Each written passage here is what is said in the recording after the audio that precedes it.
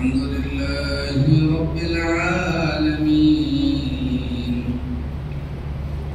والصلاة والسلام على سيد الأنبياء والمرسلين وعلى آله وصحبه أجمعين.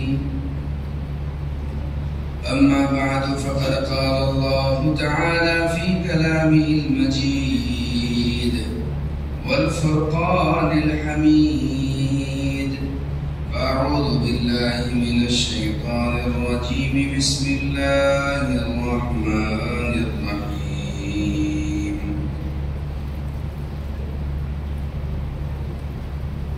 ألم يعن للذين آمنوا أن تخشع قلوبهم لذكر الله، وقال محمد رسول الله صلى الله تعالى عليه وسلم: ارحموا من في الأرض يرحمكم من في السماء، أو كما قال عليه الصلاة والسلام، وعليه ألف ألف تسليمات.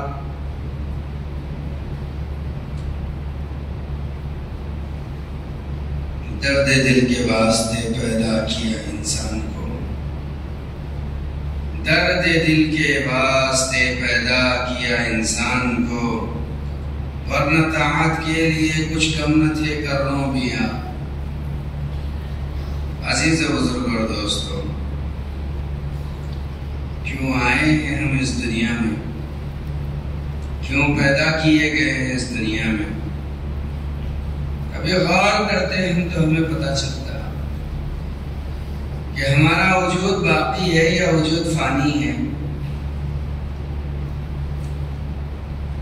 اور ہماری زندگی شروع کہاں سے ختم ہوتی ہے اور ختم کہاں ہوتی ہے، ہماری زندگی کا چھور کہاں ہے، کنارہ کہاں ہے، ابتدا کہاں ہے، انتہا کہاں ہے. ان ساری چیزوں کا پتہ اگر لگتا تو وہ بہت غور اور خوض کرنے کے بعد، فکر اور تدبر کے بعد لگتا. لیکن افسوس، اس دنیا میں پیدا ہونے والے انسان نے اپنے وجود ہی پر غور نہیں کیا. یا تو غور کرنا مناسب نہیں سمجھا، یا تو غور کرنا چاہا ہی نہیں، یا تو اسے فہم ہی نہیں تھا کہ اپنے وجود میں بھی غور کرنا، تدبر کرنا، یہ اس پر دینی حق ہے، شرعی حق ہے. اگر وہ یہ نہیں سمجھا تو ظاہر بات ہے وہ تو لاکھوں کروڑوں حقیقتوں سے ناشنا ہوگا. تو سمجھنے کی یہاں یہ ضرورت ہے کہ ہمیں اللہ رب العزت نے اس دنیا میں کس لیے پیدا کیا. مقصد جاننے سے کام آسان ہو جاتا ہے، مقصد پہچاننے سے محنت آسان ہو جاتی ہے. اس لیے کہ اس دنیا میں جینے والوں کی مختلف قسمیں ہیں. اس دنیا میں انسان جی رہے ہیں، جنات جی رہے ہیں، چرند پرند درند جی رہے ہیں، وحوش و طیور جی رہے ہیں، سب جی رہے ہیں. لیکن ان سب جینے والوں میں کچھ ہی وہ ہے جن کے جینے کا کوئی مقصد ہے، جن کے جینے کا کوئی ایم ہے، جن کے جینے کا کوئی نشان ہے. سب کے نہیں ہے، کچھ ہی ہے جن کے جینے کا کوئی ایم ہوتا ہے، کوئی مقصد ہوتا ہے، کوئی نشان ہوتا ہے. تو ان کا حساب کتاب بھی ہوتا ہے، ان سے اس کی باز پرس بھی ہوتی ہے، ان سے اس کی پوچھ پرچھ بھی ہوتی ہے. تو یہ بات درد دل کے واسطے پیدا کیا انسان کو، ورنہ طاعت کے لیے کچھ کم نہ تھے کرنوں بیا. آگے کس سٹیپ کی ہے؟ یہ ابتدائی آدمی کے لیے بات نہیں ہے. آدمی تین قسم کے ہوتے ہیں: ایک ابتدائی، ایک درمیانی اور ایک انتہائی. ابتدائی آدمی جو بیچارہ نیا نیا نماز روزہ سے لگا ہوا ہو، درمیانی جس نے کوشش و محنت کر کے شریعت کو کچھ سمجھا ہو، انتہائی جس نے اپنے تخلیق سے لے کر آخرت کے راز کو سلجھا دیا.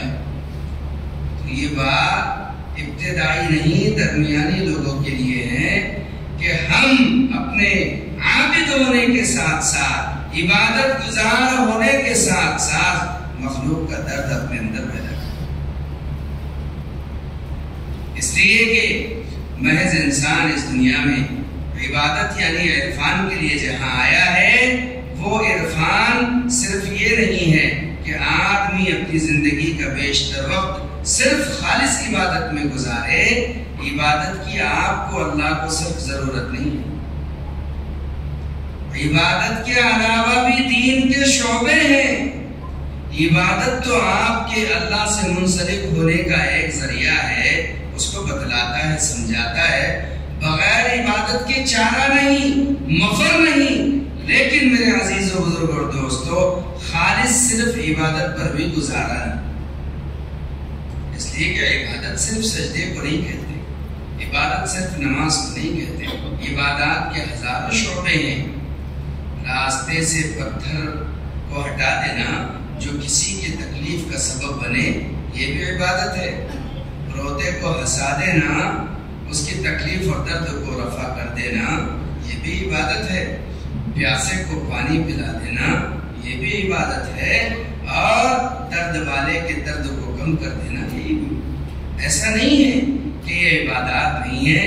عبادت صرف ہمارے نزدیک نماز اور روزہ ہے، حالانکہ یہ نماز، روزہ، صدقہ، زکوٰۃ، خیرات، حج، یہ عبادت کے بڑے بڑے شعبے ہیں، لیکن ان شعبوں سے بہت سارے ایسے شعبے نکلتے ہیں جن شعبوں کی طرف میری تمہاری توجہ نہیں جاتی، جن کی طرف آپ کی اور میری توجہ کا جانا بہت ضروری ہے۔ جب ان شعبوں کی طرف تمہاری اور میری توجہ جائے گی تو آدمیوں کا احساس ہوگا کہ اس دنیا میں جیتے ہوئے، اس دنیا میں رہتے ہوئے اس پر اپنی ذات کے علاوہ بہت سے لوگوں کے حقوق ہیں، ان لوگوں کے حقوق کی ادائیگی کے ساتھ چل رہے ہیں۔ آدمی پر پہلا حق اگر کسی کا ہے تو اس کے پیٹ سے پیدا ہونے والی اولاد کا ہے، اس کے گود میں پلنے والی اولاد کا ہے۔ کبھی سوچا ہے ہم نے کہ ہم نے اپنی اولاد کے ساتھ کیا سلوک کیا؟ بعض لوگ ایسے ظالم مزاج کے ہوتے ہیں، اپنی سگی اولاد سے پیار نہیں کرتے۔ پیار کا درجہ ہمارے پاس کیا ہے؟ اس کے گال کا بوسہ لے لو، رخسار کو بوسہ دے دو، پیشانی کو بوسہ دے دو، گود میں اٹھا لو، یہ پیار ہو گیا۔ یہ پیار یہ نہیں ہوتا۔ پیار کا اصل تعلق آدمی کے اپنے دل کی رقت سے ہوتا ہے، قلب کے میدان سے ہوتا ہے۔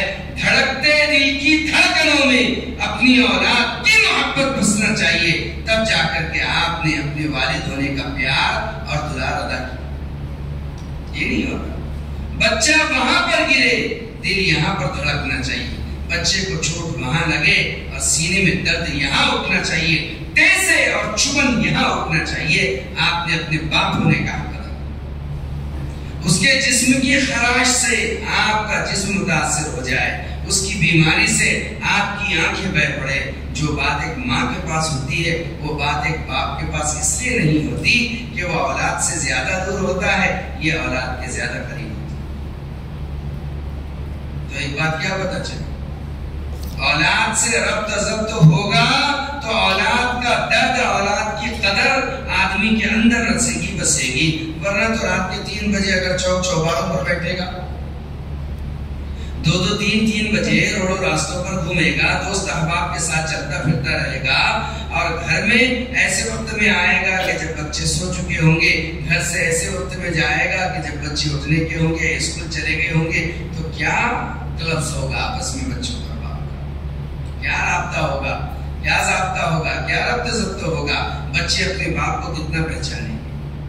بچے تو فالو کرتے ہیں ان احکامات کو جو ماں باپ کی طرف سے آتے ہیں، لیکن شرط کیا ہوتی ہے؟ شرط یہ ہوتی ہے عزیز و بزرگ اور دوستو کہ وہ اپنے باپ کو کچھ کہتا ہوا سنے۔ ہر گھر میں ایک مذاکرہ ہوتا ہے، ہر گھر میں ایک بیان ہوتا ہے، ہر گھر میں ایک مذاکرہ ہوتا ہے، ہر گھر میں ایک بیان ہوتا ہے۔ جیسے آپ کے جمعہ میں کرسی پر بیان ہوتا ہے، ہر گھر میں ایک مذاکرہ ہے، ہر گھر میں ایک بیان ہے۔ مذاکرہ کیا ہے؟ بیان کیا ہے؟ آپ اپنے گھر میں بات بچوں پر، بیوی پر، آدھا आधा घंटे जो बड़बड़ करते हो ना, वो बड़बड़ सलीके की हो जाए तो बड़ा बयान बन जाए। जो बेतरतीब बड़बड़ाहट करते हो, बेतरतीब डांटते हो, बेतरतीब गुस्सा करते हो, उसको अगर तरतीब मिल जाए, वही बयान हो जाए, वही नसीहत हो जाए, वही खैर हो जाए। इसलिए कि याद रखना, क़यामत तक की सुबह तक अल्लाह उन घरों को, उन घरों की छतों को, उन घरों में रहने वालों को महफूज कर देगा जिन घरों में आज भी एक दूसरे को समझाने का रिवाज है। हमारे घरों में समझाने का रिवाज नहीं बन पा रहा है। आपकी आंख खुली, चाय पराठा हो जाए, दूध चाय बिस्किट बटर हो जाए, नाश्ता हो गया और अपना सिंदूरी का डिब्बा उठाया, काम पर चला गया, कोई मुलाजिमत पर, कोई किधर, कोई किधर। दोपहर हुई, घर में चक्कर मारा, खाना खाकर चला गया, या शाम को लौट कर के आया, घर में आया, गुड़ की बनी हुई चाय, शक्कर की बनी हुई चाय ओत उतार करके वहां से निकल गया, फिर रात में आया, रात का खाना खाया, खाना खा करके अपने हाथ में मोबाइल पकड़ा, 2-4 घंटे इधर उधर टहले, बिस्तर पर आकर सो गया। कौन सा जीना है? ये कौन सी लाइफ है?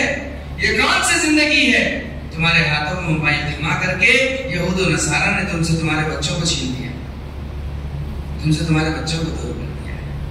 जो तुम्हारा असल खिलौना था, जिसमें तुम्हारा वक्त बीत जाया करता था। मैं ये नहीं कहता कि तुम इस आले को इस्तेमाल न करो, सबकी जरूरत है इस दौर का ये आला, लेकिन हकूक वालों के हकूक अदा करके, हक वालों